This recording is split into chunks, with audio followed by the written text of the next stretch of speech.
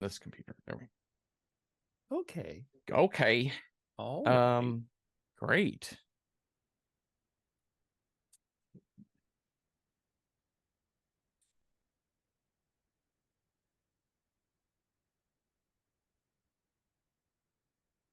Word. Okay. All right. Shall we? Yeah. Okay. Let me start that again. Let's just forgive and forget. That's quite the phrase, usually said by a person who has done the thing that begs forgiving and forgetting. And listen, there are a ton of slights that I have forgiven in my life, and probably even more that I have forgotten. Though I can't confirm that latter one because, well, I would have forgotten them. Though I can think of plenty of times where I have forgiven, but not forgotten. I think this is called pettiness and probably isn't technically full on forgiving, but it's as close as I can get sometimes when people act like dicks. That said, I do believe strongly in forgiveness, or at least trying to forgive. Of course, forgiveness always has to start within. If you cannot forgive yourself, how can you forgive others? It's a supremely selfless act, that forgiving. And what makes it even harder is knowing that you were the one who was wronged, who was hurt, yet you were doing the work to repair. This is what makes it selfless. But this sucks, of course, right? It sucks a lot because deep down, we really want blood. That's what's easier. We want tears. We want to hurt back. And no amount of emotionally mature, spiritually balanced forgiveness can ever make anything right ever again, other than the forgiveness itself. It doesn't undo the wrong. But neither does punishment, really. Neither does justice on a single person on a case by case basis undo the wrong that was done. Fritz Lang's M has been read myriad ways. It's about lots of things and it is important in lots of ways. But to me, the most, well, let me start that again. Fritz Lang's M has been read in myriad ways and it is important in many historical ways. And the most notable is its critique of the rise of Nazism in 1931 Germany and of the pervasive fascism in Lang's home country. And that pre-Holocaust stuff is front and center here. But at its heart, to me, just as a film, as a story, M is about what it means to understand other people. Not necessarily to forgive, not necessarily to forget, but to understand. And its central villain is a child murderer, which is such an extreme for this type of challenge, right? When we set our sights on blood, on revenge, on panic and outrage, we forget to understand the world around us and the people around us. We are incapable of forgiveness because we can no longer see anyone else, let alone ourselves, as human. Hi, Cecil. Hi, Jeffrey. What tunes do you whistle while walking about town or doing Oh, gosh. things? We were actually talking about this the other day when you have earworms stuck in your head and Uh, you're unclear where they came from. Gosh, I've had a Goodbye Yellow Brick Road stuck in my head for at least 3 days now, I think. It's my own fault for buying that damned Elton John record, though. oh, absolutely. But you know what? Don't blame yourself. Blame Elton for Blame writing Elton for such writing such, catchy, I know, right? Such so catchy catchy. tunes. God, those choruses are just so catchy. I'm usually not mad if I get a tune stuck in my head by an artist I really love. I think what drives me crazy is when I get a tune stuck in my head that I don't really like. I think I told you the other day when we were recording right before we started that for some unknown reason I had REM's Shiny Happy People in my head and I literally was like whistling it in the day and I'm like stop. And I don't know how I got it. I and your question to me was, were you in a retail store of some Yes. sort? And that must have been it. It's who knows where we get certain things um in this. But just yeah, a the moment just a moment waiting in a gas station that's right. Yeah, where you you're pop not paying in. Yeah. attention and it's just on in the background and your subconscious hears it and goes, yes, that is the song you will be singing for the next 10 days. uh wow. So the whistling in this movie is incredible. Like the sound work in this film is actually really Yeah. impressive. I It's so rich and detailed and the character device of our man Hans Beckert, Peter Lorre's character, whistles this tune in the Hall of the Mountain King. Mm-hmm. And it is it for fans of The Wire, it evokes the farmer in the right. Is it the farmer in the dell that Omar whistles Oh. when he walks through the city streets, and it's haunting. It's a Ooh. horror device used in The Wire and a police procedural, but again, it's a horror device used in this, a police procedural. Yes. So you've seen this movie before. This was my first time watching this film. In fact, I've never seen Metropolis either, so this is my first Fritz Lang joint Okay. entirely to watch. And boy, it is a rich adventure. It is. It's a rich adventure through the underground of Weimar Republic, Germany. I was having a bit of a panic last night, like not full on panic, but just a little bit of nerves about talking about this film because it's coming at an all-time like historically important film. Yeah. If you're going to list your top 25 historically vital films, I think this makes a strong argument for Oh, yeah. that list. And was kind of doing a little reading up about, from critics and some analysis of the film and kind of looking into all of that. But so I started this with forgiveness, because forgive me, dear listener, today as I sort of kind of march through the discussion of this film as simply a guy who's watching it for the first time. I will tell you what I know about its historical significance based off of the knowledge that I have about this era of history, which isn't none, but it is there. So I'm certain I will leave a lot of trivia out and a lot of information out. But I think this movie, just as a whole, if you take it out of Germany, which is kind of hard to do, but if you say Sure. just what is this story, I found it a really complex and beautiful story about what it means to understand yourself. What is it you want? What is it you want from other people? And how will their apology, how will their punishment, how will the retribution assist you in getting what it is that you want?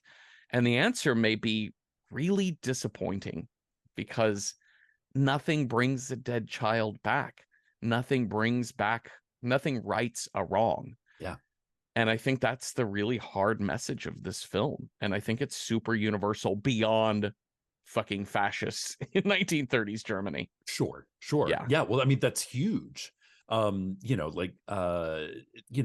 looking at the timestamp of 1931, this is not only on the precipice of the Nazis were certainly running around in 1931, but they had not gained enough power to really do anything just yet. But they were certainly kicking. Yep. But also, this film is like right on the cusp of silent to sound film. Yes. And in some of the critiques that I found, it was really interesting about how a lot of talkies of the era thought, oh, we're just going to take plays and we're going to put plays on film, and it's going to be all about the dialogue. Versus this is actually, there's no soundtrack besides the whistling tune of In the Hall of the Mountain King. Mm-hmm. That is the only music per se. And also its silence is deafening. This film has a lot more to do with lack of talking or lack of characters on the screen in order to get you to really feel like you're all alone in that big bad city. Mm-hmm. Here's an attic where a child could be playing but is not. Here's a dinner table that is waiting for a child to come home from school, but that child is never going to come. And you sit in those silences. Yes. Empty spaces and silence, flippin' terrifying. It really is. I put content warnings in the show notes for each of these movies, and I'll just kind of write them down as I kind of see them in the movie and try to remember them. Sometimes people email ones that maybe I missed, and so it's always nice. But this is one of those movies where like the most obvious content warning is just child murder and abduction. Yeah. But then I was kind of thinking through where the other content warning is, and I was trying to figure out how to define it, which is not police brutality, Mm-hmm. although it is a subset of that. But I think that implies like that they're police are beating people, but it's police rule, right? And it's not technically Yeah, police martial law. corruption. Yeah, Police police corruption, corruption is definitely in there. and then mob rule. The mob Oh rule to my god. me is the scariest thing. Yeah. I think one of the more horrifying scenes, and we see this in all eras of history, and we go through a variation of it all the time in America too, is we're doing it right now with don't say gay and anti-trans laws and shit like Yeah, this. And also the grand panic around child sex trafficking that's sure. happening these days. And this movie sort of touches on that notion that you become afraid of everyone else more than you become afraid of the actual killer. Yeah. There's a scene after the town has gone into a real moral panic around what is legitimately happening. A man is abducting and killing kids. But there's a scene where an older man helps a little girl with directions and then gets harassed by the people around him. And this could be made out to be like, yeah, you could be scared to talk to a child in public for fear that people will think you're a predator. But Yeah. also, we've had this a million times before where you say, I don't want to show any signs of being any level of queer because I don't need people thinking I'm a groomer. Yeah. Yeah, these sorts of things. And I think that's where this movie hits hardest with its horror. But it does start with a delightful thing, which is that Bauhaus era Weimar Republic German expressionistic font to I open love this it. movie. And I almost did an intro just about font typefaces. Yeah. And Well, I I love it. just, it's so good. All of this, the best thing in Germany in the 1920s and 30s was their font selection. And their furniture design. Their furniture design, their font selection, and then a handful of like really cool communists and philosophers and writers that bailed the fuck out of that Yeah, place. and their anti-Nazi Yes. stance. Yeah. Yeah, as especially, gosh, there's so much in this movie that is still like this movie set up the sort of the police procedural, the serial killer story. A lot of this kind of remains untouched 100 years later. But one of the things that I love is how they disseminate information throughout the city, pre Mm-hmm. cell phone, Free pre television. pre Yeah. television, pre like radio was a thing, but even then, radio was probably for rich people. Mm-hmm. Um, and I loved looking at all the anytime we look at the sort of the wanted poster. I was always looking at. I was like, oh, what else are they advertising in Berlin in 1931? And the Uh-huh. fonts again are amazing. Yes. So good. So it's got a great opening, reminiscent of A Nightmare on Elm Street, which Oh is yeah, kids in a park playing a game where they are chanting and singing along the creepiest fucking song about the man fucking in black Germans, will soon be fucking here to make Germans, mincemeat out of you. and he's coming for you. Okay, you're out because you're That's dead because you got right. chopped up into mincemeat by the murder of Berlin. This is the most German scene because one, kids singing a bleak fucking song. Right. Two, this like local neighbor lady or cleaning lady, I Yeah. wasn't sure her relationship but she yells at them to shut the fuck up, stop singing that cursed song. This feels very German. And then inside the house she tells the mother of one of the girls, Elsie, she tells this woman what she did, and she says, listen, let them sing their song. As long as we can hear them singing, at least we know they're there. Oh, Bleak. just bleak. So Bleak. German, so practical, so fantastic. The other thing that God, this scene in particular, this opening sequence made me think of just the terrors of of growing a child Uh-huh. in times before cell phone. Yeah, it's You how you can't know just where anybody is, how you yeah. know when and where, that you had to know locations, Mhm. you had to know where you were in space, but also in time. You had to have a Yeah. watch. We had to have them synced up because they're all analog. If I mine's know. five minutes I fast. love it. Yeah. Like when one of the the organized crime members is like, what time is it? Here, let's call. What is the exact time, please? I was like, remember that? When you Mm-hmm. had to call the telephone Yeah. in order to figure out what time it was because everybody had a million watches that all had to be wound every day. And so they were probably all wrong. Yeah. You had to I stay on top of that shit. I think about now if I were about to start a meeting or something and somebody's 5 minutes late. I usually hit the 5 minute mark and then I'll text them Yeah. to be like, hey, everything okay? You good? Yeah. Are we still on? Blah, blah, blah. But I think about back in the day, sometimes people just be 15 minutes late. You had no way of texting to be like, That's it. this train is delayed, or I'm in Yep. traffic, or Yep. sorry, I woke up late, whatever. You just had to be like, well, we'll find out when we find out. Yeah. Back in the 90s, it was like a 45-minute. It was like, if they're not there in 45 minutes, they're not coming. But you Yeah. had to wait the full 45 minutes because who knows what could have happened. Yeah. Yeah, absolutely. Man, I remember in high school one summer we were all going to go to Six Flags over Texas in Arlington, and my friend Jeff was going to come pick me up. He was going to drive us all, but he was like, I'm going to pick everyone else up first. But this was 1992, I think. And so it's like 45 minutes, 40 something minutes after Sure. I think I have no way of getting a hold of him. Yeah. So I'm like, Because did he's he probably en route somewhere. to So he's pick not somebody at up? home on his landline. No. And so I remember kind of being in a panic of like, did my friends forget me? Oh But no. like I don't know what's Yeah. happening. And then he finally showed up, and it just took a lot longer to get everyone than he thought. Yeah. Yeah. Well, nobody goes to Six Flags over Texas in this movie, but They don't? they don't. They wish they could, but we do have like dreams of children in this. Like, this movie plays a little bit at the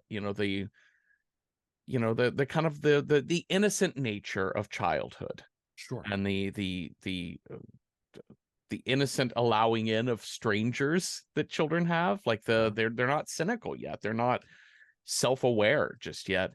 And we have this little girl walking home alone, playing with her ball. And she sees, well, we see, I don't think she's even reading it, but we see a sign stuck to the post that says, who's the murderer? 10,000 marks for whoever Hinder can. murder. Yeah. Wer ist der Mörder? And which I love that phrase because it looks like where is the murder instead of who is the murderer. Where is the murder? Wer ist der Mörder? Where is the beef? And he says, yeah, he says, you have a very beautiful ball. What is your name? Elsie Beckman. And then he is like, come on, kiddo, we're going around town. Let me buy you some things. I'm gonna buy you a balloon. Mm-hmm. And we're probably gonna buy some candy. Yep. And meanwhile, mom is like, okay, the kids got off for lunch at noon, and it only takes Elsie like 5 minutes to walk home. Mm-hmm. And she's 20 minutes late. Mm-hmm. And then she's an hour late. Mm-hmm. And then, as I said before, it's not like what you don't see is grisly, gruesome, like you don't see Peter Lorre hacking this child up or any kind of violence. It is places where children could be playing, but they are not. Yes. And it's fucking haunting. Yeah, this all violence in this movie is off screen. And in fact, there's a scene where these mafia guys torture a guard to get information out of him. And you see them surrounding him in the chair. And just as they make their move in, the crowd swarms. So the crowd covers the scene. Yeah. I think it's brilliant. And so, for those of you worried about the content of child abduction and murder, it doesn't show us any of the aftermath of these kids, other than just the grief, obviously, from the mothers. But it's really fascinating that I love this device when you talk about a police procedural. We've talked a little bit before about these movies that we've watched that do a great job as mysteries, and ones that do a very poor job as mysteries. Sure. And I think this one does a great job as mystery because it sets up him buying the balloon from the blind beggar man, who will come into play later. And these are Oh yeah. important notes. Chekhov's blind balloon vendor Yeah. is really important to this film. So, and as you said, there's so much in silence. There were a couple of moments watching this movie that I thought the sound had cut out. Yeah. And some of them, like this moment where after we see mom waiting for a couple of hours for Elsie to come home, instead of showing the scene where mom is wailing and screaming and Yeah. Yeah. whatever, Yeah. or showing the murder of a child, Yeah. it just shows us a balloon that has drifted into the power lines. It shows us a ball rolling empty into a field, and it shows us an empty place setting at the table. Oof. And all in dead silence. The movie finds moments to enrich the scene with sound, and then others it's like, no, we don't need sound here. I know somebody's running through a city street, a mob of people running through a city street, dead quiet. Yeah. And Yeah. I thought there was something wrong with the file. It's interesting. Like soundtrack to me often is a way that a filmmaker can express the underlying emotion of a scene. So if you have, like something like this, and I feel like in other filmmakers, this would be like cue haunting music, cue sad music. But in this, you're just left in this like quietness. And Yeah. it's so because there's no guidepost from the filmmaker to tell you how to feel about it. That it's not going to like take your hand. You don't, cue the swelling music that lets you know, oh, here we go, emotional catharsis. Oh, Uh-huh. nope. You just got to live with it. Yeah. Okay, so now we've got a scene wherein Hans Beckert, the killer, is in his boarding house room, and he's writing letters to the newspaper, which sort of suggests this is his ongoing thing of what he has to do. Very Zodiac killer like. Yeah. Just writing cryptic letters to that. This is very classic serial killer stuff. Yeah. And like the police have no idea who I am, but I guarantee I will kill again. Yes. I'm in control. How dare they not print my last letter? It's all of that. Yeah, it's the self-aggrandizing sort of way of that kind of classic era of serial killer. And yeah, I guess I was just sort of, I guess I hadn't really put much thought into it, that I sort of just assumed that was a specifically Zodiac killer thing to do. But of course, yeah, no, it's a trope, right? It's a trope in fiction writing that we do this. So we must have a long history of serial killers drawing attention to themselves. That's just part of who they are. Yeah. That's part of their makeup. Okay. And I do know that this, I didn't dig too deeply, but I do know that this is actually based on a child serial killer that apparently went down in Dusseldorf. So there is like, not only does it feel accurate, but it in many ways probably was accurate to cases like this at the time.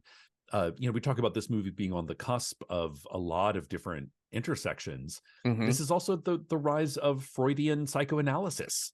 So the idea of like, in the past, we have sort of our organized crime, and they want money, so they break into a safe, or they cheat at cards, or they rob a bank.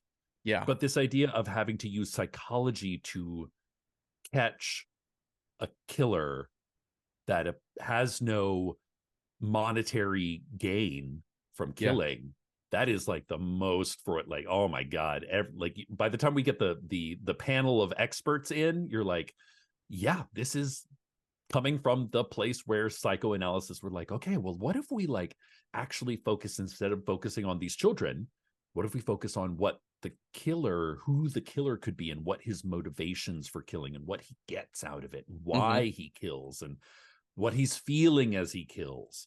Yeah. Like that is fucking cutting edge technology in 1931. Yeah, even fingerprints would have been still pretty new. And handwriting analysis was also a pretty new thing at this point too. Yeah. And not just, and as you said, that kind of coming off of Freudian era too, of like handwriting analysis to match who writes in what style is not that new.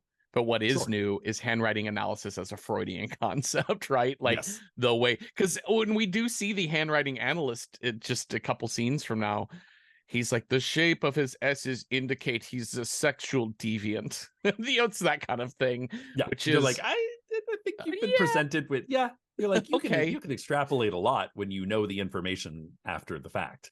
We don't have to pathologize everything, sir.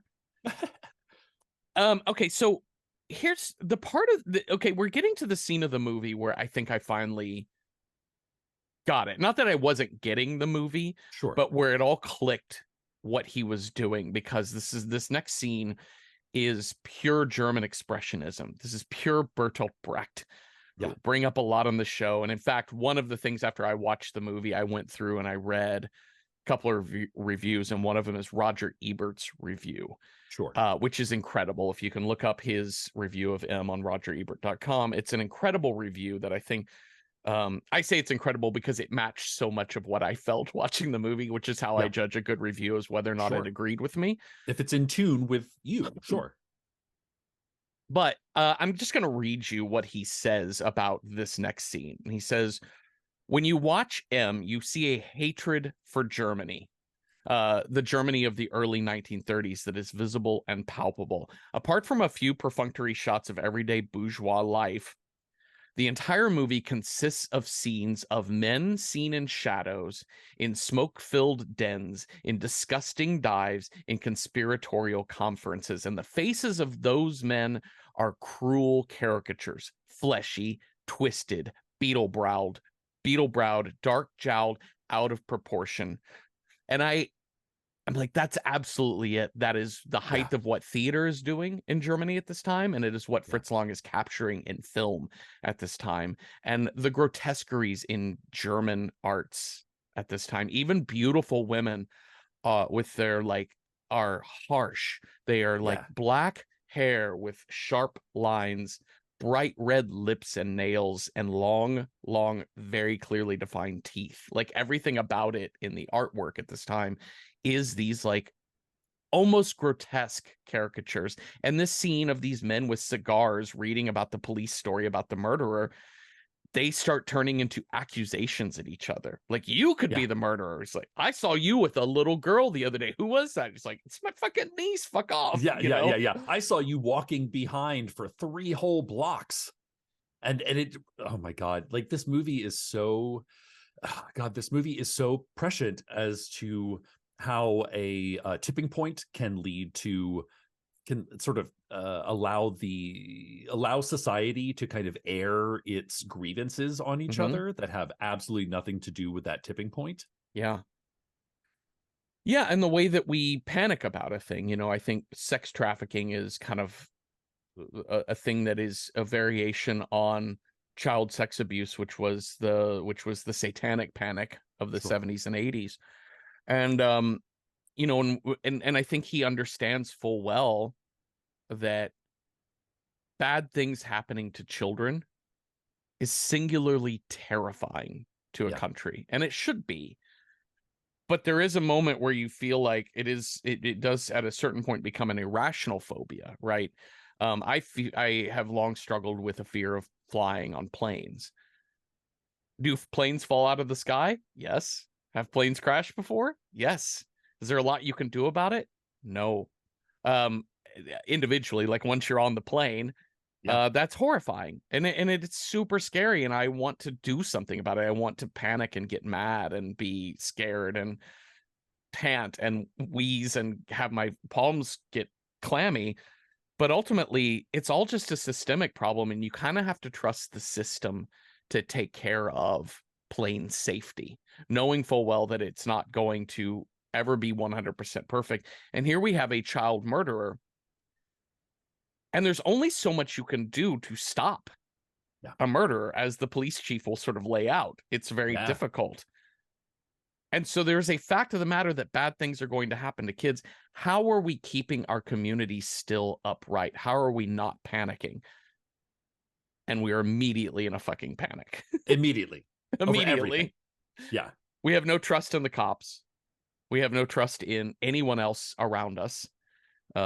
Makes me think of Dark City, right? Yeah. How well do you Yeah. know your neighbors? Yeah. Are you talking to them? Okay, so should we talk about this Weimar Republic? We're the police now are full on just breaking into people's homes and let me Oh, see your papers. you know what? There's nothing more exciting than watching a bunch of German cops ask for papers. Really just takes you back. Uh-huh. This reminds me of when we were on tour in Europe back in, I think, 2018 or 19. But we were getting on a train from Berlin to Warsaw, I Yeah. believe. And Yep. we were taking the train and it was packed and we had all of this big luggage. And as we're getting on the train, it's you, John, Joseph, and Mal Blum. And this German guy is and then me and Meg. Mhm. But I brought out the four of you because all of you have all of you are Jewish. Yeah. And there's a moment where you have a German shouting at people, get on the train, get on, like shouting in German at us to get on the fucking train and pushing us onto this train. And I just remember Mal Blum going like, there's nothing like being a Jew and being yelled at in German to get on this train to Warsaw. It was Yeah. horrifying. Like I remember Yeah. like Mal was like making awesome jokes. Joseph looked shook. Like it's a Yeah. really weird thing. And it's strange watching movies that evoke this time, but it's another thing to watch a movie from this time Sure. demonstrating this time to Yeah. us. And especially because God, this the way the police go about solving this case is so incredibly German. Like when we get to so we've got essentially two upper ups. We've got like head politician guy and head police chief guy, and they're having heated conversations about what they're doing to make progress in this case. And this is where the kind of the police procedural kicks in, and this idea of the meticulous note taking, the going through bit by, they're like, you know what we do, we need to just we need to question everyone. What should we do? We need to anyone who doesn't have papers is suspect, Mm-hmm. because if they're not rigorously following the letter of the law to the letter, then they must be a bad person, and surely this bad person is in there somewhere. So this idea of a like crime of passion, psychopath that normally lives his day-to-day life in a very respectable way is bonkers to them, Mm-hmm.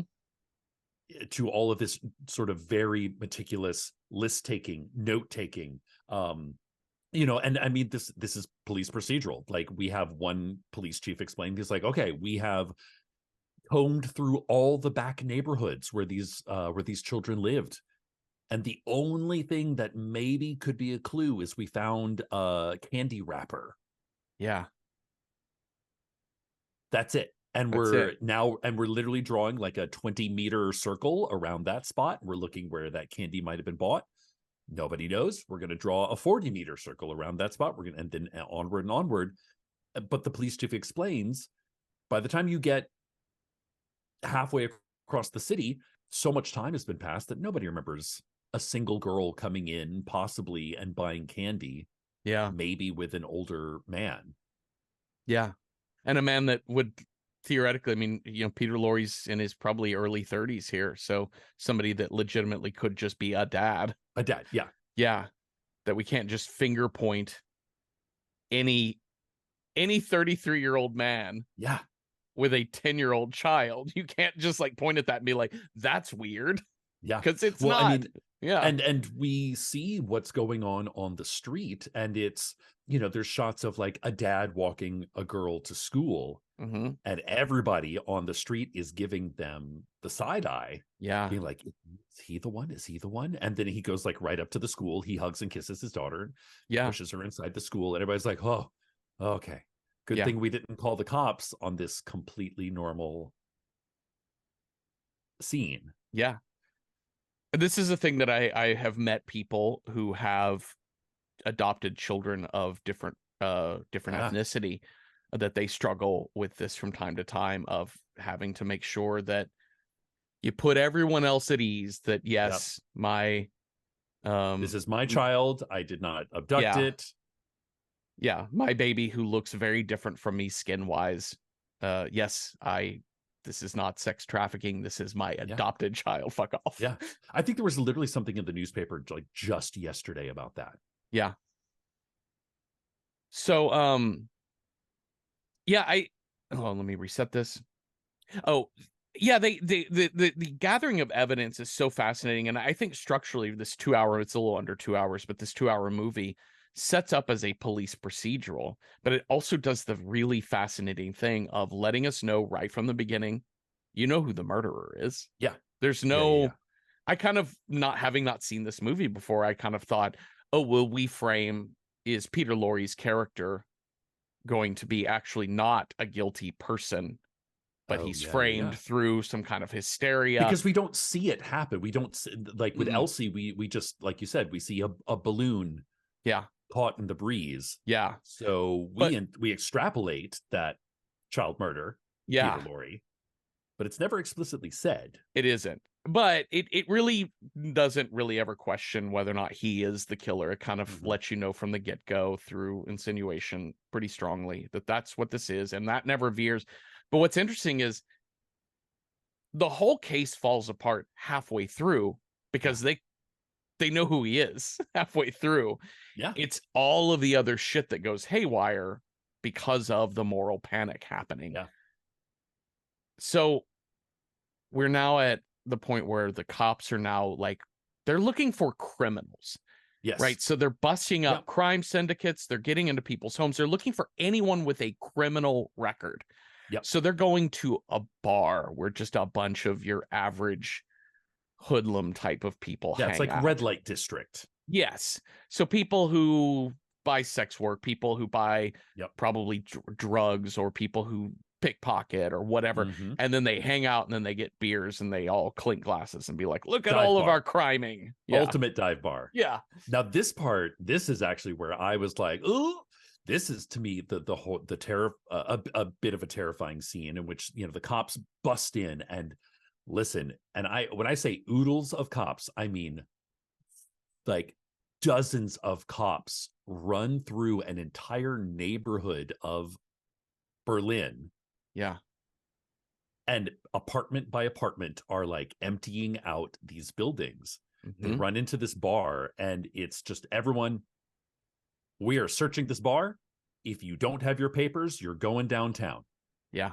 Everyone's getting questioned. And of course, you know, like as, I mean, clearly as a Jew, but as a gay man, just being like, well, this is what Stonewall must have been like. You know, this is what pre-Stonewall queer spaces would have been, in that everybody knows that. And listen, the barkeep, as soon as they get the whistle from the cop, they're like, cops coming. That barkeep, she is like, gate closed. This is not a drill. You get the impression that this happens on the regular. Yeah.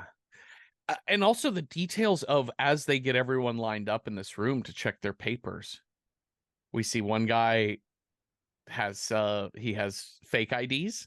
Yeah. You know, and the police chief Lohman like, or whatever, nah. Inspector Lohman is like, yeah, you know, you've been had. I don't hope you didn't pay too much for these. But then we see another guy that his papers are all in line. He's like, well, great, see you later. And then they're like, oh. And they notice a newspaper in his pocket, pull it out, look it up. There's stories about the murder in this newspaper. So they're like, well, we got to question you too. No. Oh, is that what you, because no, what I saw was in the newspaper, it's about a jewel theft. Oh, that's right. Yeah. So they're like, yeah, we might want to question you about some other stuff. Yes. But that's the thing, is he just had a newspaper with bad news in it. And they're like, exactly, maybe you did it. That was what I meant. Yeah, you're right. It is about a jewel theft. But it also, and that to me reminds me of post 9/11 USA. Yeah. In which they're like, you know, I mean, the sort of like the insanity that went on, and like, they're like, no information is private from now on, because, you know, we need to fight the war on terror. So we're just going to crack open anything and everything. And like, it's 20 years later and we're still wrestling with this terms and conditions, Zoom AI, like who is watching you? Yeah. Who could be watching you all the time? supposedly with good intentions, Yeah. says the government. Yeah. But we all know that on the ground level, on a granular level, if you're a cop and you're looking for a child murderer, but a jewel thief happens to cross through your net, Mm-hmm. you're not going to be like, oh, well, we're only looking for murderers today. You're like, we know that this is how systems work. Yeah.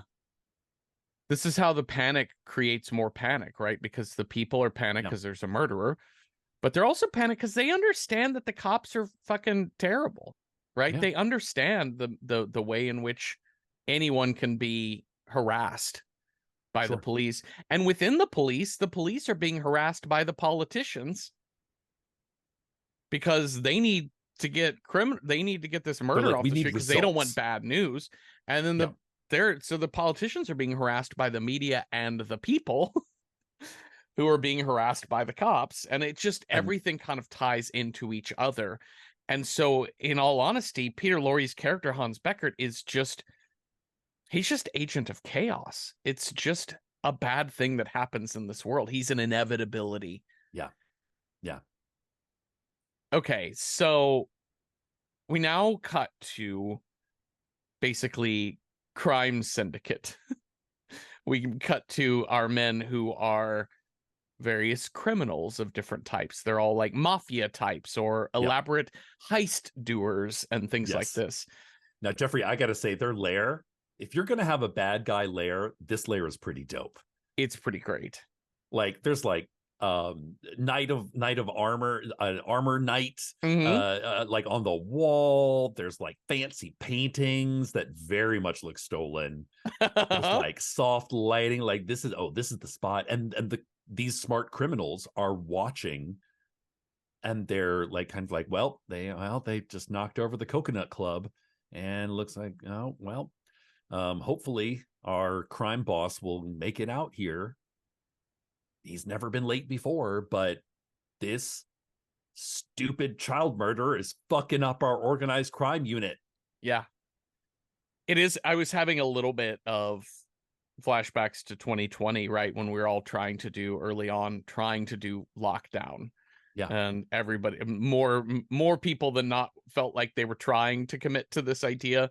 But you had whole sets of people like, we're losing money. Yeah. I'm getting bored. I need to Yeah. do a thing. Fuck it. Fuck masks. Fuck this shit. I'm getting out of here. Yeah. And that's kind of where these guys are, which is they realize the panic around this murderer has, one, got police going crazy, which they can't do their jobs as criminals if the police are always harassing them. And two, like, yeah, there's just less activity because everyone's kind of staying in, and which is a problem. So they have this kind of leader guy who seems to be like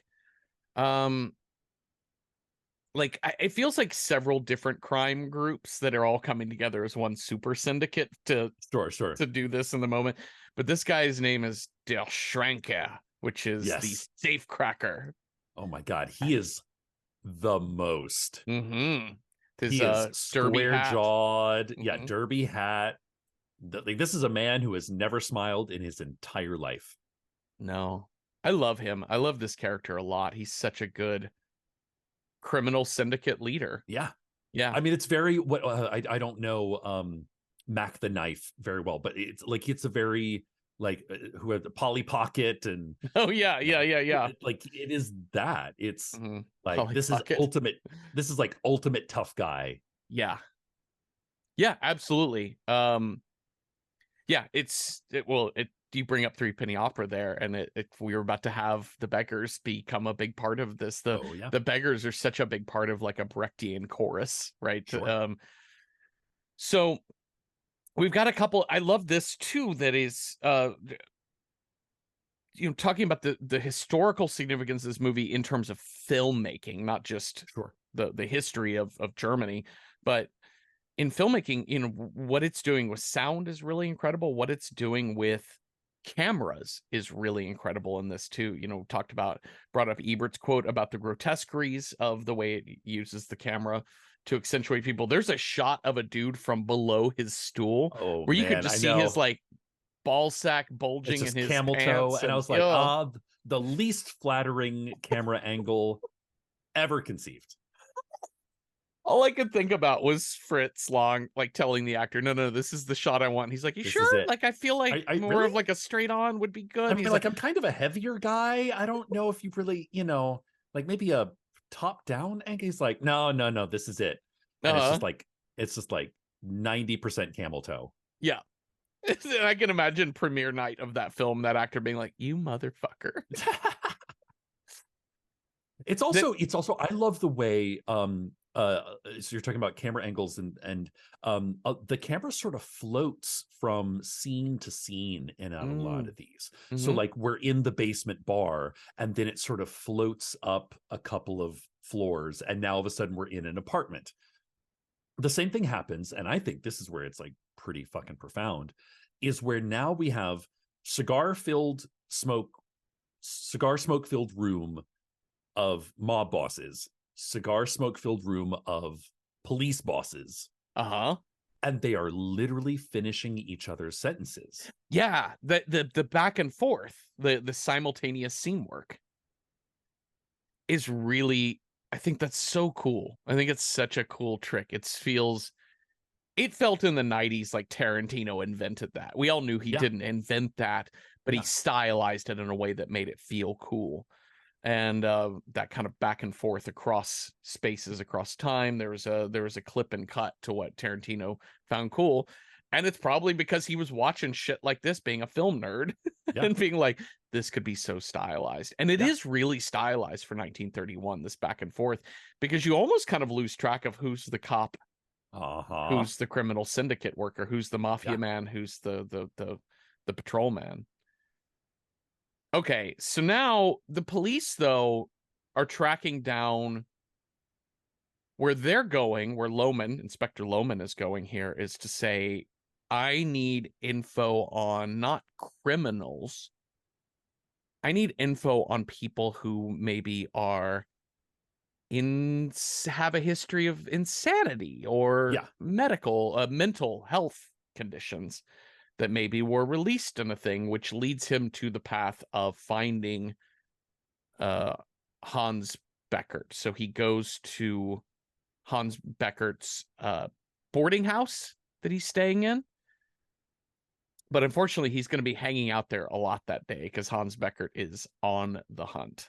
And you literally see Hans Becker leave Uh-huh. and the police walk up. So one, this is the spot. But two, who knows when he's going to be back. And you don't see you don't see Hans Becker much at all. I don't even think we've really seen his face more than once or twice up until this point. He's always writing a letter from behind or something like that, where and you recognize him by his whistle when he's sort of Uh-huh. hunting. But this is where it gets really interesting because this next act is a lot about Hans Becker, and we get to see him go through this hunting process. Mm-hmm. And he's going to this officer that goes to the boarding house is going to dig through the trash, Sure. and he's gonna not find much, but it in the police procedural, like, everything is some help. The brand of cigarettes that he had Yeah, smoked, yeah, when he yeah. finds a discarded Yeah. package, he There's like a finds postcard from the somebody, somebody named maybe. Paul or something, but you're like, that's not his handwriting. Like, I don't have much to go off of. Yeah. um And the clues that they have are pretty sparse. They're like, we know the note was written on a wooden surface. So they're yeah, like, be on the lookout for a wooden table. Well, congratulations, everyone has a fucking wooden table in 1931.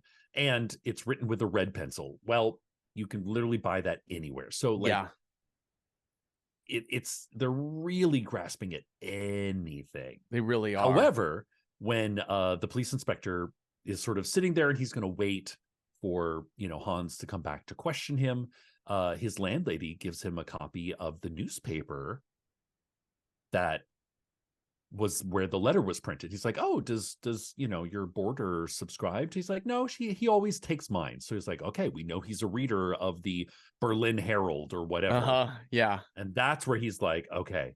But he checks out the table, wrong kind of table. Mm-hmm.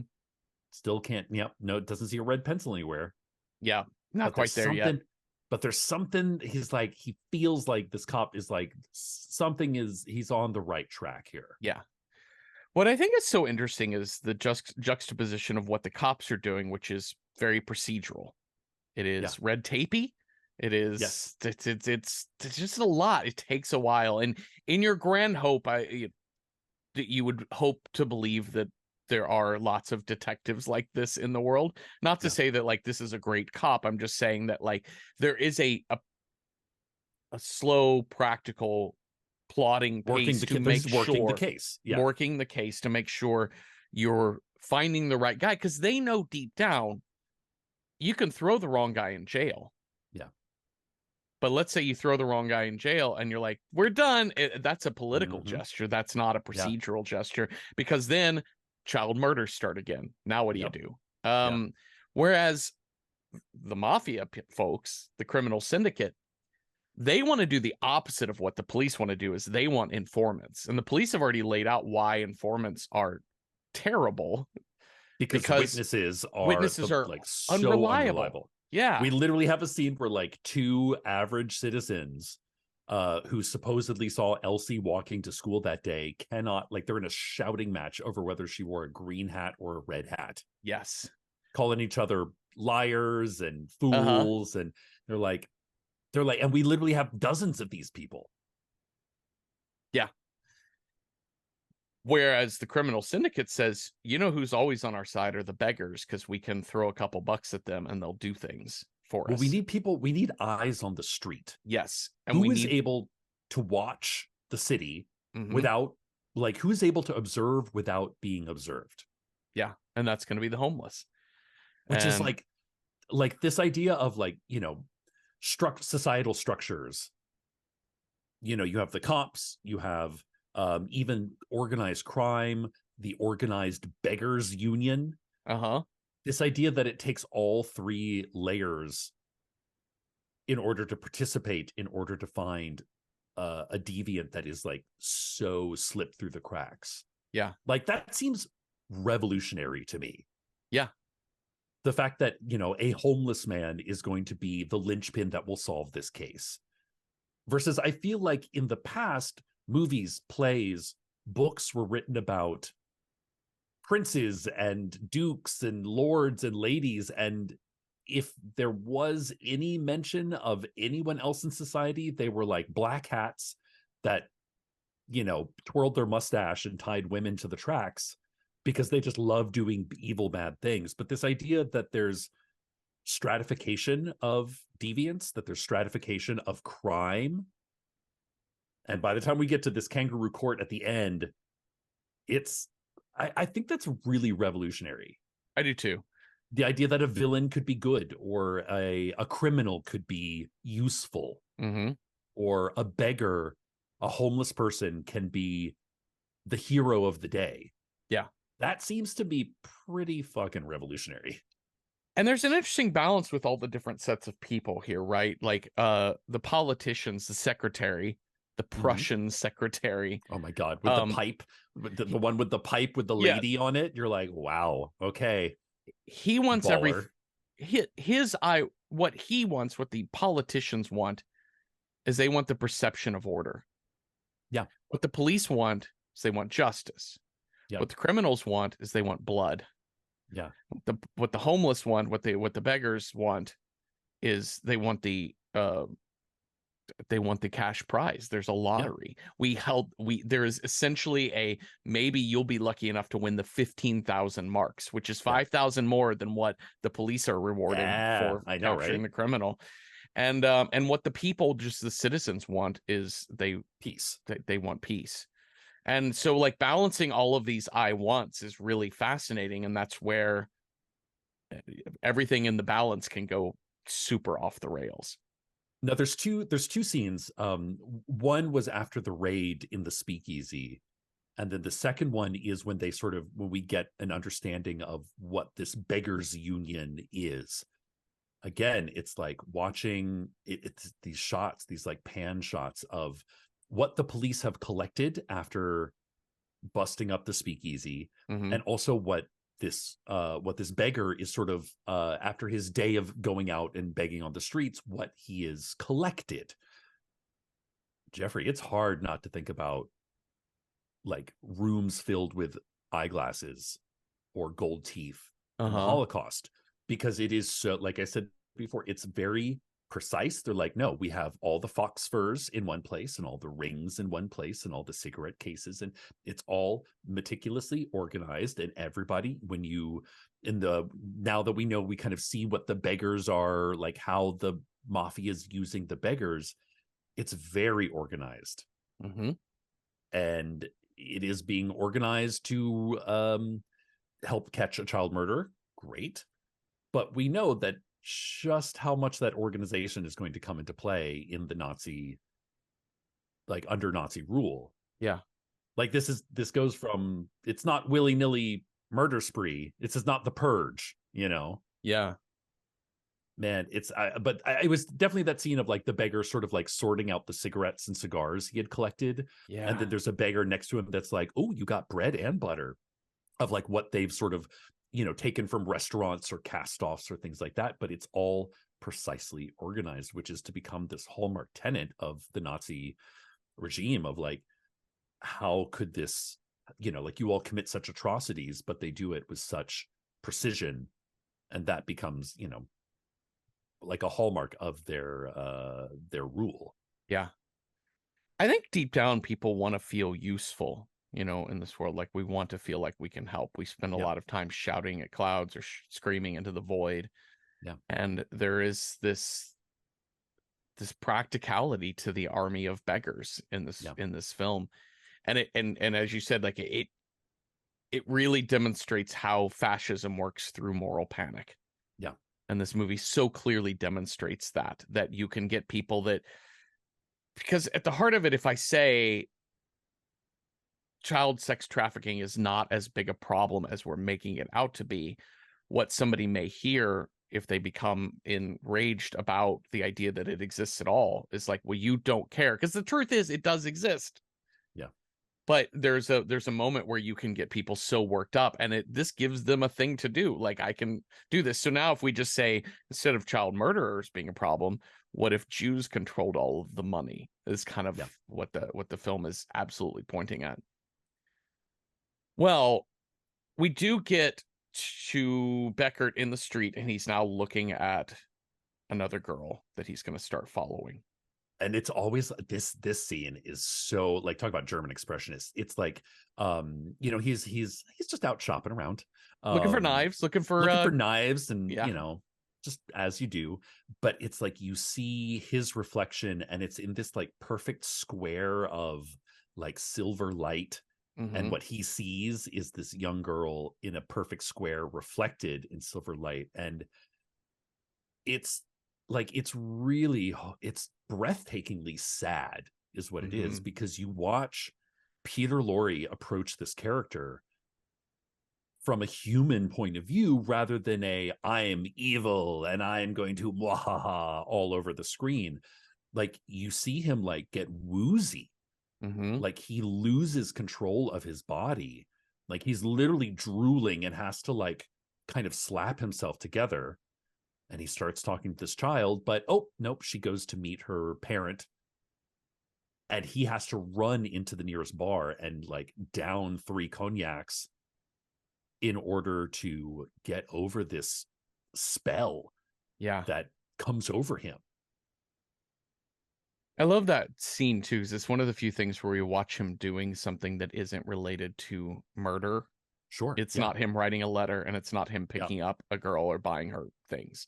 Yeah. It's him being like, let's just take a break and get some Hennessy and just chill out for a minute. Yeah. What's the first time we see his face? We see him act. We see like it's a scene with him. Versus everything was kind of, he was like man in shadow, man seen over the shoulder. Yeah. But now you're with him going through this experience. And it's really interesting. He's still kind of shaded, like he's behind some plants. Like you never quite see his full face. It's always in reflection. Yeah. I mean, it's really haunting. And this again, the refrain of like what he's whistling sometimes doesn't even seem to match up his mouth. Mm-hmm. So it's like it becomes this thing of like this whistle is this pulsating thing that is going on inside his brain, and we're just able to hear it. Yeah. And it makes you question, is he even whistling? Is this like, this is the soundtrack that plays when he kills? Yeah. It's fucking terrifying. Well, we do hear that whistled song, and we see our balloon selling beggar once again, the blind balloon selling beggar. Yeah. And he recognizes that He's like, I've song heard that before. yeah, because he had sold a balloon to little Elsie Beckman, or whatever her name was, Yeah. the girl that went missing at the beginning. He's like, that's the He's like, I sound. We heard followed that the that. day. Yeah. Yeah. And Yeah. he tells another one of his beggar friends, like, that's the sound, follow that. So that man starts following Hans Beckert. And again, And the like the use of sound film, it's like the whistling, because we're following a blind man, and Peter Lorre has walked off with his new, Peter Lorre has found new prey. yeah. And the whistling gets quieter and louder and quiet. Like, it's really interesting how just using volume on sound, Yeah. and we don't see any of this. And we're following this blind guy who is like, do you see the guy whistling? Can you find him? Wait, he stopped. No, he started again. And it's like, it really is like a heart pounding kind of moment, because we're like, oh my God, we're so close Yeah. to catching the killer. But there's quite a bit to go before we actually catch the killer. Yeah. Well, this guy goes spy. He tracks down Hans Beckert, sees him inside like a candy shop buying some sweets for a girl. And again, this goes to the thing where we as the audience know Hans Beckert is the killer. Yeah. We know that they're correct. But I can't help but to feel like it's very purposeful in the writing that the person who identified the killer is a blind man. Yeah. And I know he used his smarts, he used his hearing, he used his awareness of who he is. The man is very smart to do this. But in a truly just society, it is the cops handling this, right? Sure. And in a truly just society, we had better cops, and a better system, right? Well, but it's, in the we know that, the, like, if this were to make it to trial, which we never get the official trial, we know that this evidence would be whittled down to nothing. Yes. A prosecutor would be like, please, a blind man is your only witness. Acquitted. That's like the punchline to a joke, right? Like So I find all of that really fascinating. And so there is this sense of Fritz Lang is implicating us in this a little bit, because he's like, well, you also know that he's the killer. I told you that already. Yeah. I've shown it to you. So we should just go get this guy, right? And so what happens is this man who follows Beckert sees him with this girl. Rather than killing him himself, he's going to at least mark him, because that's what you're going to need to do. Yeah. And he writes M for Mordor. On his hand in chalk. And then he walks past Hans Beckert, slaps him on the back, and it's like, hey, stop dropping your orange peels everywhere, asshole. But he leaves the M mark on his jacket so people can find him. And oh my God, Peter Lorre with that knife. And the child bends down to pick up the knife. Oh, this poor child. She does more to undo this case than anyone else. She's like, here's your knife. You also have something written on your back. What's going on, mister? I'm also like, girl, who are your parents? Like, you're out at night just wandering around the streets. And how have your parents not said, you do not talk to anybody? And like, Peter Lorre's getting the grand tour from this girl. Somebody did not talk about stranger danger at home. No, they did not. Well, but this is interesting. There's actually, this is another time capsule thing of like just watching a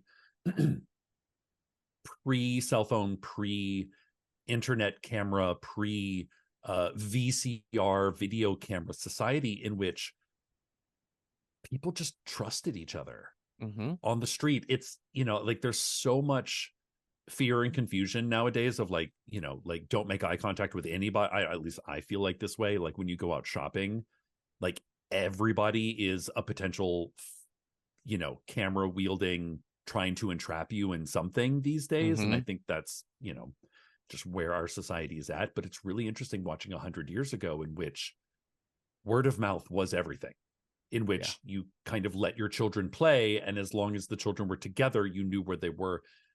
This idea of societal trust is so different these days. Yeah. Yeah. I was just thinking about, I was listening to something unrelated to any of this, but just a chat podcast where they were talking about traveling salesmen of like the 60s Yeah. and 70s, 50s, Sure, 60s, 70s. And it's crazy to me to think of the notion of a salesman coming to your door to sell you an encyclopedia or a Bible or knives or a vacuum cleaner, because it's just anyone at the door is immediately terrifying to me. Like, who would ever knock on my door? What on earth could be happening? Not only that, but they're selling you something. You're going to give them money up front for something that you're going to get in the mail in 6 weeks. Yeah. Like, they're not carrying around those vacuums with them. No. You write them a check, they bring it back to their boss, and the you know, like the home office sends you the vacuum. Yeah. So the idea of like giving money to a stranger with a, you know, it's all that like Dale Carnegie, like how to win friends and influence people, like a nice strong handshake and a big smile and remembering people's names. That's what people want. Yeah. And I think that's, you know, like I think there's a schism in the 20th century. And this is like the last gasp of that, where just because Peter Lorre has a winning smile and is mild and meek doesn't mean he's trustworthy. Yes. Or harmless. Right. So he's walking through the streets with this girl, and he's getting more and more tense because he can feel everyone following him. He can sense that he's being watched, and he finally is like, hey girl, go home. I gotta fuck off. I'm out of here. Yeah. Again, as you said earlier with camera movements, talking about filmmaking in this, they use a handheld camera type technique to follow him through and around a corner into like an office park area. And we're talking about late evening. Again, this is so German. It's like 4:45 on a weekday afternoon, and the streets are empty. Because everybody's working, Jeffrey. And then at 5 p.m., boom, flooded with people.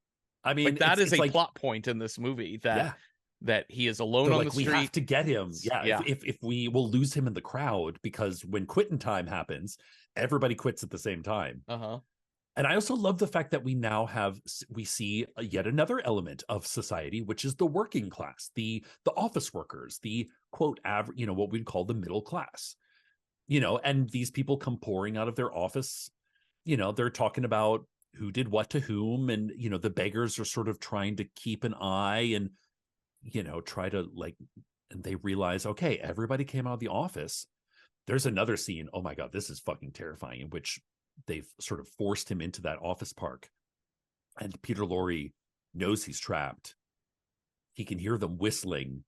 That idea of being hunted, it actually reminded me a lot of Get Out, of those opening scenes of Get Out, in which, you know, the killer is like singing that stupid Run Rabbit Run song, and you can just like kind of hear it echoing through the suburban hills.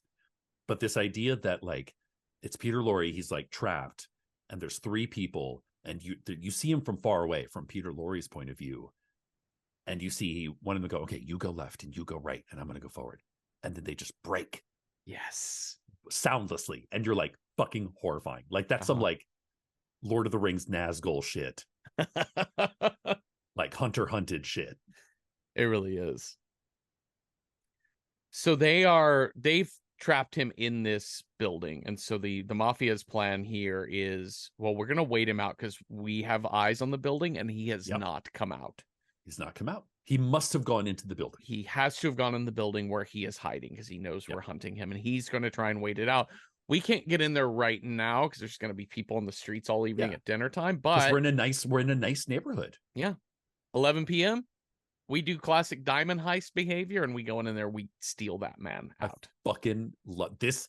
This is so amazing. They're It's like, so okay, good. we're gonna give them 3 hours, and then they get everyone. Yes. Any organized, like Tony Soprano calls in everyone, Yeah. and they search this building floor by floor, room by room. Everybody's got a job. We've got security. We've got people who are experts at the security system. We've got a Yep. person who is an expert at drilling.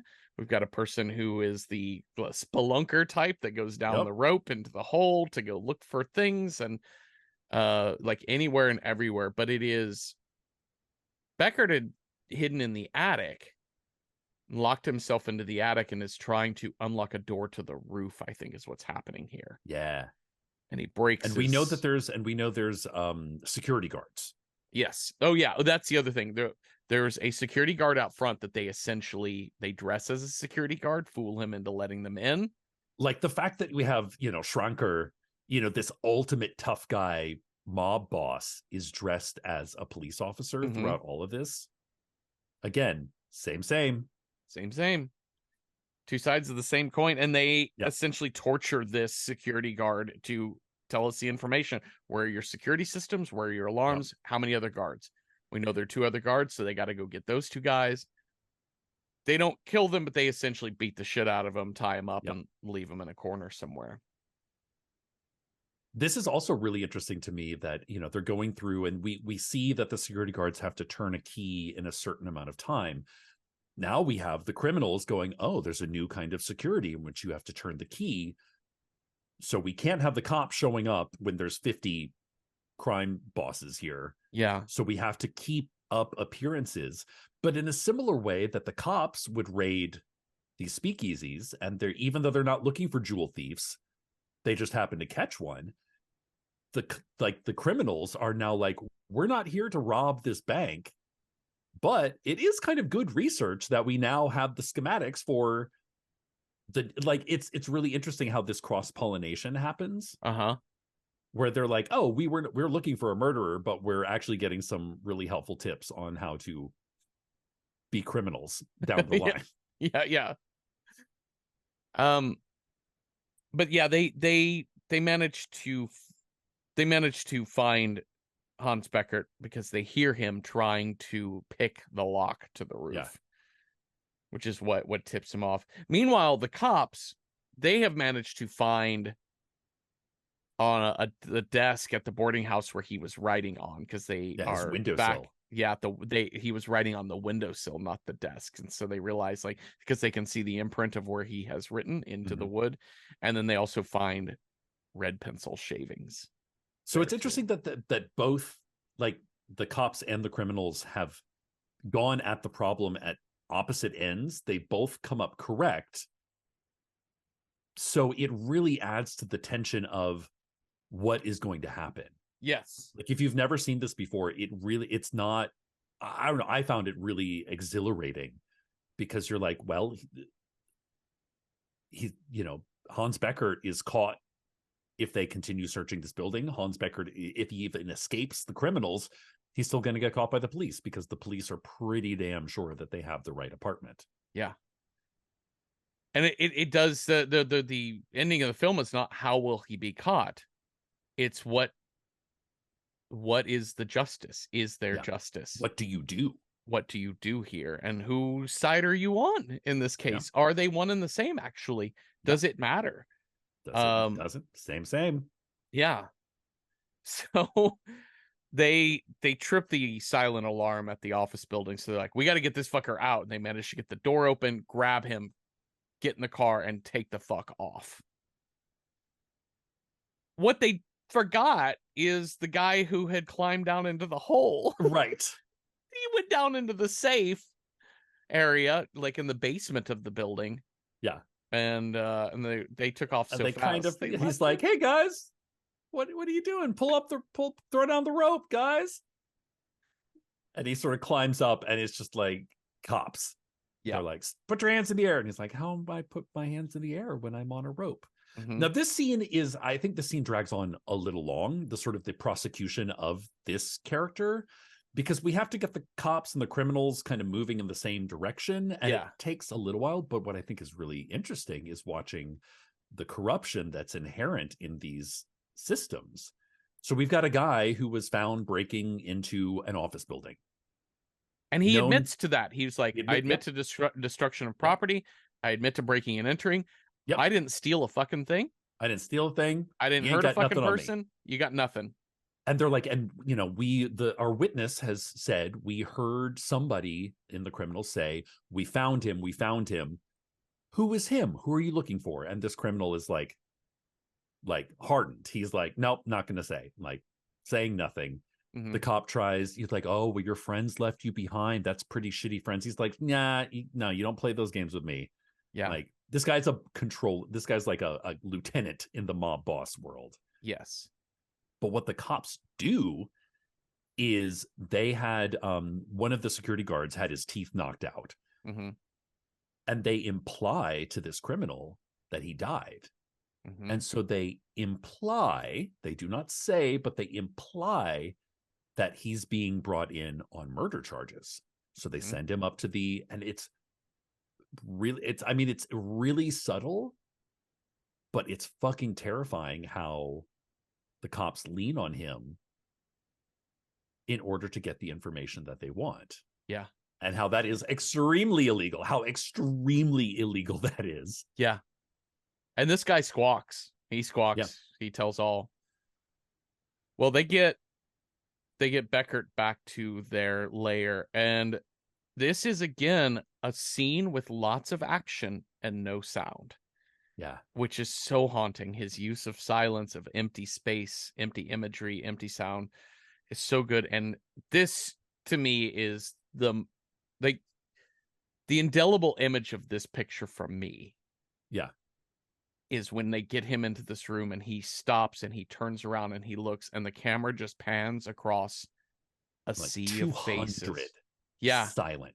Dead silent, just staring at him. And it's interesting, like the stereotype is low life, loud, noisy, rude, spitting, fucking, like all these terrible things. And yet everybody, all 200 people in this room are sitting stock still, completely silent, as if they're in church. Mm-hmm.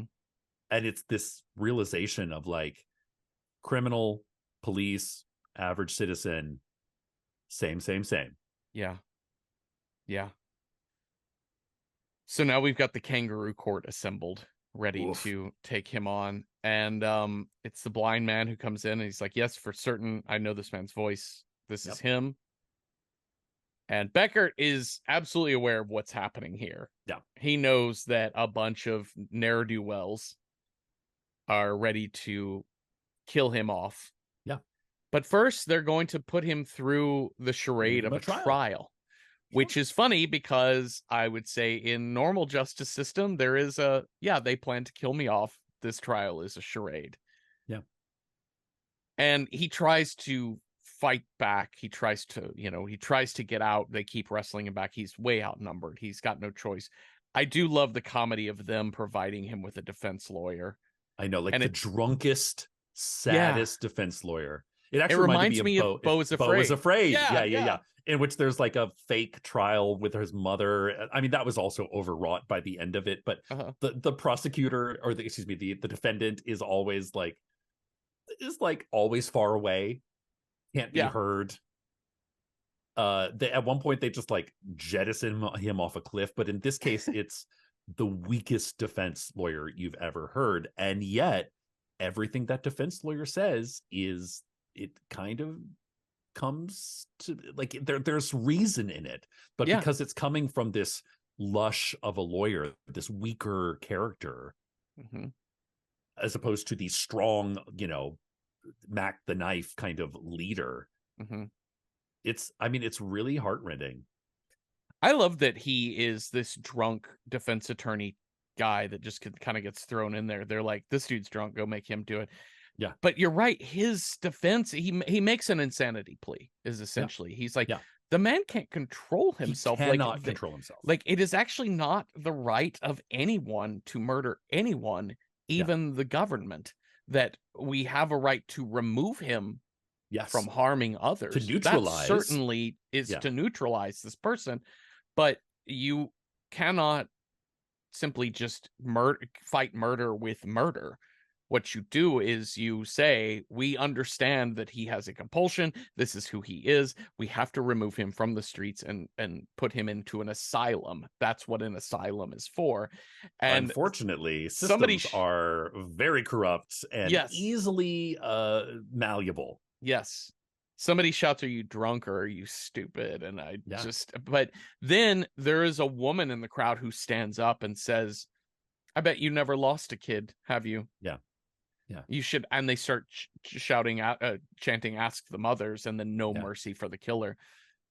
But what's happening in the scene, that all happens right after Peter Lorre finally has his big moment. Oh my God. This monologue is like, it's hard to watch because Peter Lorre does such a good job, Hmm.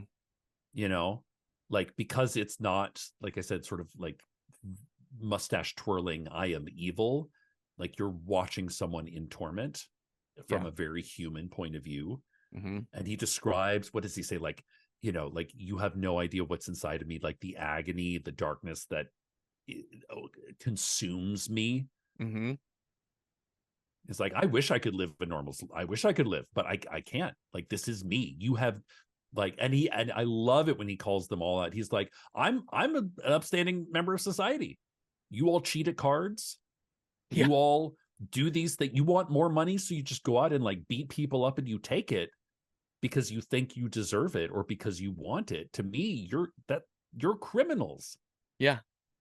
It's like, it's really amazing. It's a really amazing like 10 minutes of film.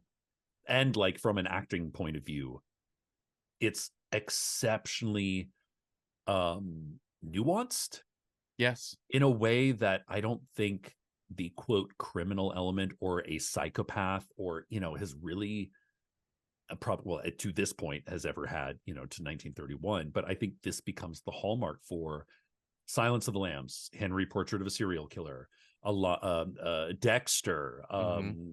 Hannibal, like all of these ideas of there's no capital G good, there's no capital B bad. There's shades of human Hmm. and how humans react and how humans behave and how that can be manipulated on film by a script, by an actor. Yeah. And the morality of what he's talking about here too is just reflecting back to them of like, y- hypocrites. You're all Yeah. hypocrites. Yeah. But also above that of like, what are we doing here? Like, what is the Yeah. justice? Yeah. There's no real justice You're just going to here. kill me anyway.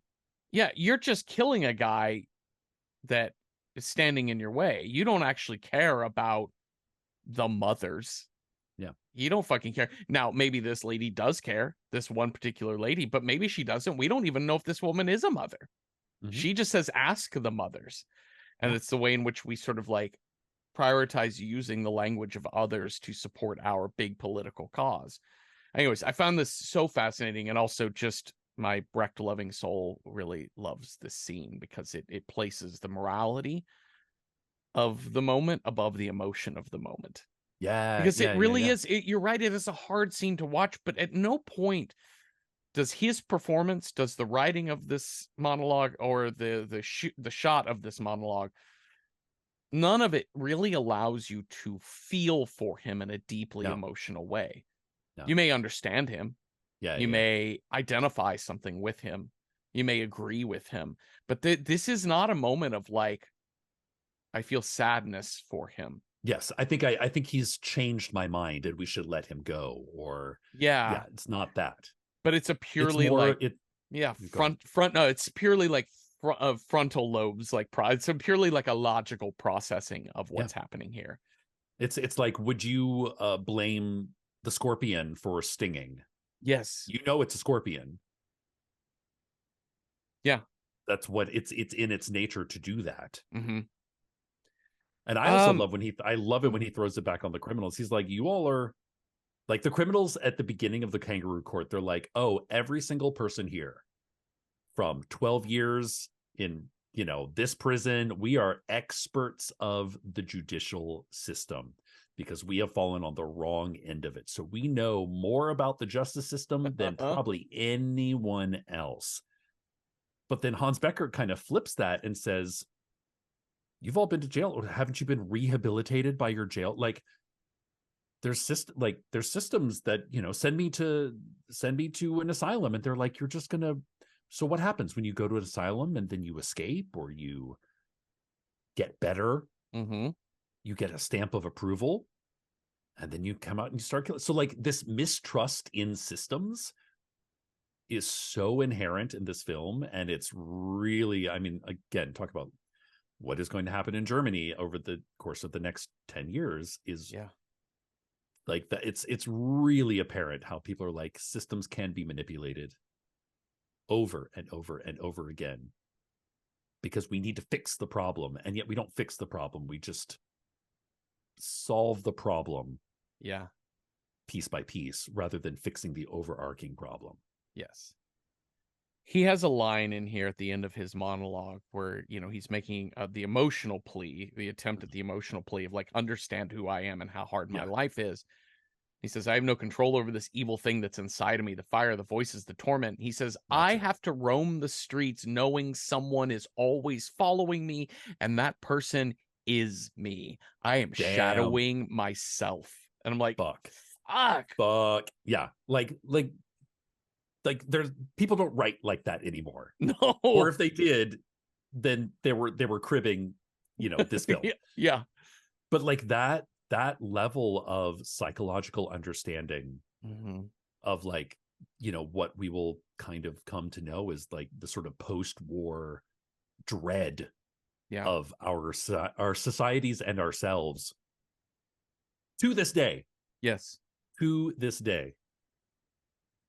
Well, as we were chanting no mercy for the killer, suddenly record scratch, pin drop, doors open, cops arrive, and this shot of the entire kangaroo court, dead quiet, all looking to the front door, and their hands just go into the air.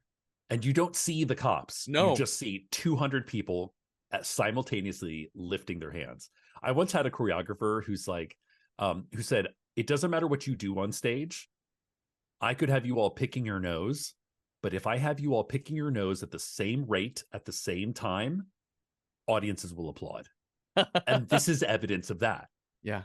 Simultaneity and unification, like flocking on stage, is some of the most powerful, is like the most powerful trick you can use. Yeah. So now we go to Becker obviously gets arrested. We see before we go to anywhere, we see a hand go on his shoulder, and we presume this is Lohman, but we don't see him. You don't see it. And saying, basically come with us. Yep.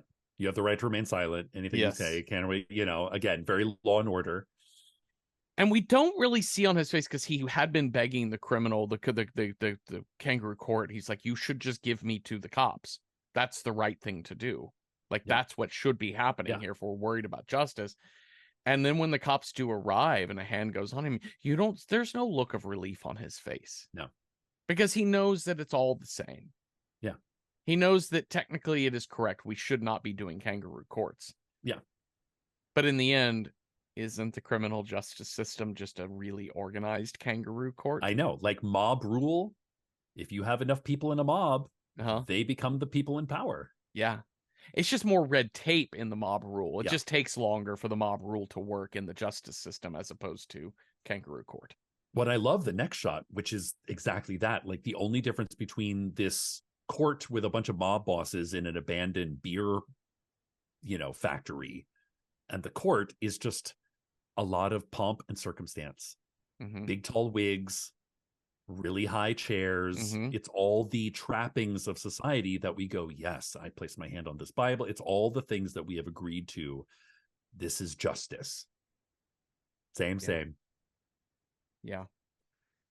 And our final shot is of the mothers of his victims sitting, black veils and all, And Elsie's mother says, no sentence will bring the dead children back. And then she says, but one has to keep closer watch over the children. And then it goes black. And then we hear her voice one last time in the dark blackness on the screen. She says, all of you. Damn. The fuck? I was trying to parse that. I rewound. Yeah. It's so jarring. Like, I think, yeah. Like you don't even realize the film is over, and then it just stops. Yeah, I was trying to parse that ending there, right? Like of what she is saying to us. Of like I sort of get it. Like each sentence makes sense. No sentence will bring the dead children back. Check. Yeah. Gotcha. Yeah. Understand that. And then also one has to keep closer watch over the children, all of you. Check. Understand that. We should all be better at watching our children. Sure. Or the children. Like, what is the implication here? Like, what is it? Where is her? Whose side is she on? What is she saying? Like, what is her bigger picture thing? Is this just like, hey, parents, know where your kid? It's 11 o'clock. Do you know where your kids are? Yeah. Do you know where your children are? Or is this saying we need more people busting into bars asking for papers? Yeah. Like, what is the question? We need a tighter grip. What is the solution? Earlier, when they're doing a lot of the procedural stuff and they're bringing in all the experts, one of their psychology experts says something, and it's very literally like a telephone rings and you forget, and the action goes elsewhere. But there's a psychologist who says what the common people haven't even dawned on them, that they are responsible for looking out for the lowest members of their own society, that somebody else's child needs to be taken care of as if it were your own child. And we've seen the stratificate. We've seen German society from the top to the bottom, from the very top to the very bottom. And I think that's what that last moment is, like a coda that echoes back to what that guy said, is like, you need to watch out for your fellow man as if he was yourself. Yeah. Look out for the people who fall through the cracks. And it's until you start looking out for everyone in a society, until everyone in your society gets a fair shake and kind of gets the same amount of respect and life, liberty, and pursuit of happiness, this will just keep happening over and over and over again. Yeah. Well, shall we rate this film? Let's. All right, let's start with our Sasha scale, the squeamish approachability scale for the horror averse. Like, if you are really iffy on watching horror movies, I'll give you a rating of how approachable I think this movie is on a scale of 1 to 10. 1 being like, don't go near this movie. 10 being super approachable, even if you're very squeamish about horror movies. So I would give M like 9 kangaroo courts out of 10. Like, I think it's really approachable. This is a masterpiece of cinema. It's incredible to watch. It is scary, definitely, but like in the ways that we talked about today, that at its heart, we're dealing with a child murderer, so content warning on that. And then 2, it is about our reactions to a moral panic and the false accusations, the police aggressiveness, the kangaroo courts, both organized and disorganized. And so like that kind of scare is rock solid here. Like that tension you feel that's going to, I think, in any generation, but I feel how it hits us now, which is the moral panics that we have. The save the children, which has always been around. Save the children has been around forever and ever. Save the children from drag queens. Yeah. Save the children from rock music. Save the children from anything. Feminism. Yeah. Yep. And it's a very 20th century phenomenon, the save the children concept. And the movie ends with it here too. And so yeah, the moral panic stuff is going to come up for you. If you have worries about moral panics and what's happening in society, this movie will trigger those feelings. But I would also say it's intense, but it's not like horror movie scary when you start thinking about what scares you about a horror movie. Home invaders, no. Scary faces in the dark, no. Possession and demon possession, no. No jump scares in this movie. It is simply just tense. So 9 out of 10. Go watch it. If you haven't seen this movie, you should be watching it. Cecil, what about you as a horror film? Where do you put M? I mean, I love this movie, and I've only seen it a handful of times, but each time I do, I'm kind of uh I'm reminded just how groundbreaking this movie is in its Mm. just open-eyed view of society, of this very specific time and place, and how a lot of movies after this have really just followed in this movie's footsteps. So being the godfather of crime syndicate child killer movies, that has spawned literally 100 years of psycho killer movies, I think 10 out of 10, 10 out of Totally. 10 brass knuckles. Yeah, totally. Well, let's find another 10 out of 10 in our next film.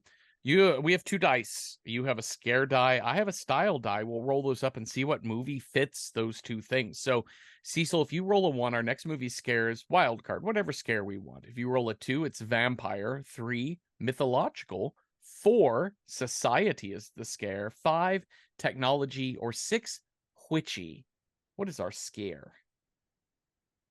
Or Society is the scare.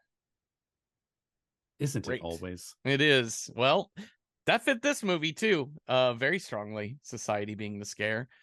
Okay, for our style, we're gonna match society as the scare with the style I roll. If I roll a 1, our style is giallo or neo giallo, maybe. 2, urban, something in a big city. 3, something from the 1970s. 4, a sequel plus, sequel or beyond. 5, a rural horror movie. Or 6, something that is based on a book. Okay, let's see what we got here. I also got a 4. That is sequel plus Ooh. society. Okay.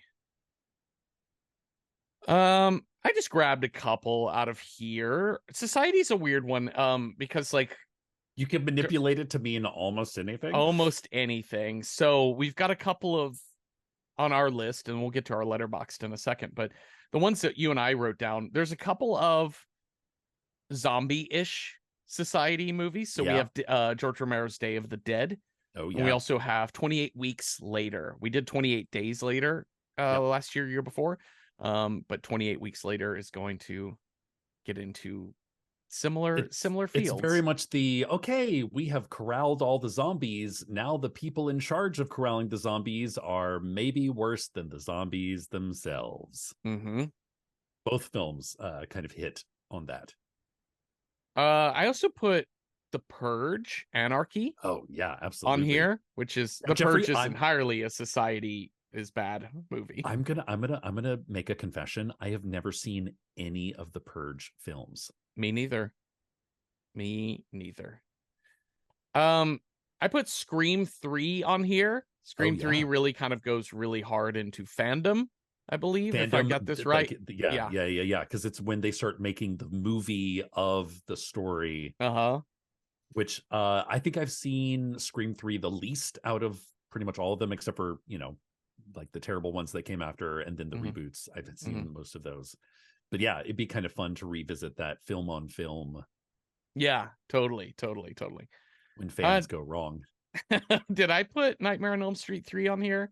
I might have put that one on there because Nightmare on Elm Street 3 Dream Warriors is very much about, because it takes place in a mental institution in which it's like the cast off of society Uh-huh. are kind of have to rise up and become the heroes. And it's also, you get into the mythology of Freddy Krueger and how he was sort of created. So it has that, like, what happens, like the darkest corners of society come back to bite society in the ass. Mm-hmm. Interesting.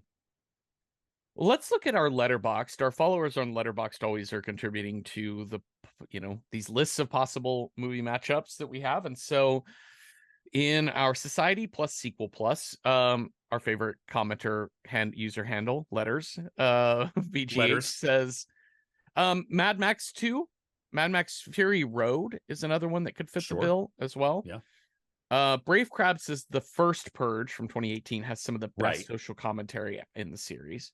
Yeah. Squin gives us Godzilla versus Hedorah. which is literal pollution monster. Halloween Kills, the real monster is mob mentality. And then they wrote Hostel Part 2, probably. Probably? Question mark? Probably. Cronenberg's Second's Day of the Dead. Ganymede's Coop. Ganymede's Coop. Ganymede's Coop Cup. Gives us Blade 2. Powerful group of mutant vampire. I'm not sure if that's society so much as just like evil Vampires. society of vampires. I That's mean, kind well, of like if vampires make yeah, up the society, then that's the true. That's society is kind of where probably I was pretty with the evil. zombies too. Is Yeah, like, yeah. is Day of the Yeah. Dead about society so much as Have you seen Day of the Dead? no, I haven't. It's gonna be about society because we saw Dawn of the Dead and it was I 100% about how terrible society yeah. is. So Yeah. oh, Fifth Hammer, Witchfinder I like this General. one. Yeah, I like this one because this is like definitely has a bunch of when society is so corrupt that you just start like, you know, they're like, you're a pretty girl, I want to torture you, so I'm going to call you a witch. Yeah. This is the Puritan witch hunting sort of thing. Where the yeah. This one looks really interesting, and also I'm curious but also really trepidatious about a 1960s film about witch hunting. Like, Yeah. even if it does have the witch hunters are bad take. Yeah, it's still going to feel you're going to feel a little greasy, a little grimy afterwards maybe. I don't know, I've not seen it, but this one is definitely like of the like folk horror revolution or renaissance that we're having. Witchfinder General is definitely one that is like top 5. So there's got to be something there that people keep returning to this film. Yeah. Elephant Spider gives us Gremlins 2, the new batch, as well as the Fear Street and its sequels. Like you're saying, let's be honest, society is the real villain here. Weaponized. That's true. I like Fear Street, but you got to watch all of them in order to understand that. Yes. And that is like a solid 7 hours of movie watching. Weaponized Toaster gives us also 28 weeks later. Seconding that. So that's our list of films. We got some good ones on here. Oh wait, no. I think we lost Diamond Dogs. Saw 6. Oh, I'm sorry. Jigsaw getting revenge on the American healthcare system. Former guest Sarah Marshall, I think, says this is the best Saw film. Oh, really? And yeah, she has talked about how it's about American healthcare, and it is interesting, prescient and interesting and all of that sort of thing. Yeah, I think all of these are really fascinating. I think we've gone some older films recently. Yep. Last 2 we hit our black and whites. Witchfinder General though still sounds really intriguing, and this is going to be one of your horror must watches. This is a horror 101 type of film, I think. Especially when we talk about folk horror and English horror. Yeah. It's Vincent Price, who I don't think we've gotten to yet. Have we hit up? No, we've had Christopher Lee. Have we had a Vincent Price? I think we have. Surely we must have somewhere along the way. We did hammer. We haven't done like Theater of Blood. We haven't done, but we did. We have not done any of the. We've not done the Pit and the Pendulum. None of those Edgar Allan Poes that he did. Because the one on the train. Yeah, that was Christopher Lee and Peter Cushing. Yeah. I don't know that we've hit a Vincent Price yet. Should we do our due diligence and watch Witchfinder General? I think maybe we. There's so many good ones though. Like Day of the Dead is like. Day of the Dead is pretty. Society is the evil in the. I mean, there's zombies, yes, and I'm not going to spoil it, but you actually like it's really interesting what that film does. Oh, wait a minute. I think we should do Day of the Dead because Witchfinder General isn't. That's not a sequel. That's not a sequel. Oh, that's right. Oh, we're so focused on the society we forgot the sequel plus part. Yeah, we've done that a couple times before. Where we got really we're like, oh, this totally fits the bill, and it only fits half the bill. We did Bong Joon-ho's The Host as found footage for some reason because we got so excited to watch it. Yeah, which was fine. I'm super glad we did because that movie is great. Oh, shit! Let's put a pin in Witchfinder General. We do need to get to that. That was a fantastic Fantastic suggestion. Very inspired. I Thank you, think Fifth Day of the Camera Row. Dead, or maybe Saw 6, Anarchy, the Purge Anarchy. I think Day of the Dead because it's another horror 101. Yeah. We should just knock it out. And I have loved these previous two Romero Yeah. of the Dead movies. I'd love to keep going. Yeah. So let's do Day of the Dead. Let's hit the classics. Well, thank you all for listening. Thank you, Cecil, for talking with me. And if you have thoughts on M or ideas for other movies that would have been good, Society is the Villain meets Sequel Plus, let us know on Instagram at Random Horror 9 or over on our Patreon, where we have public discussion threads for each episode. And you don't have to be a paying member to participate in those. So watch George Romero's Day of the Dead with us this week, and come on back next Tuesday for a new episode. Have a restful night with no one slapping chalk on your new overcoat or nothing. Boo! Ooh.